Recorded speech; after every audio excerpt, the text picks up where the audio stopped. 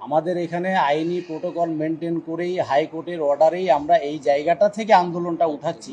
Ultimately আন্দোলনটা তুললাম না, এই জায়গাটা থেকে স্থানান্তরিত করলাম। এই স্থানান্তরিত করে বিকাশ ভবনের ওই পাশে নিয়ে গেলাম।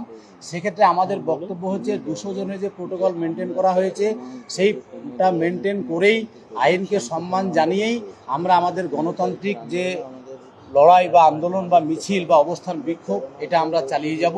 সাথে তাদের প্রোটোকল মেনটেন করব।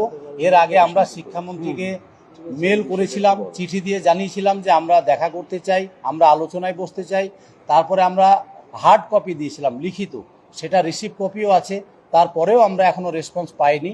আমরা এখনও আশা করছি, আমরা আশাবাদী ওনাদের সঙ্গে বসতে চাই। শিক্ষামন্ত্রী এবং মুখ্যমন্ত্রী পর্যন্ত আমরা বসতে বা আলোচনা চাই আমাদের দিশা দেখার জন্য। যেটা যেটা করণীয় সেটা ওনারা যেন অবশ্যই করে। আমরা এই বিষয়ে শিক্ষামন্ত্রীর এবং মুখ্যমন্ত্রীর হস্তক্ষেপ চাইছি আমাদের দিশা দেখানোর জন্যে। তাই আজকে প্রেস কনফারেন্স করে আবার বলছি যে আমরা আজকে আবার একটা পুনরায় চিঠি দেবো ওনাকে, এডুকেশন মিনিস্টারকে, এবং সোমবার অবধি আমরা ওয়েট করব। সোমবারের মধ্যে যদি আমাদের সঙ্গে কেউ দেখা না করে সেক্ষেত্রে সোমবারের পর বৃহত্তর কর্মসূচি আমরা ঘোষণা করবো এখান থেকে।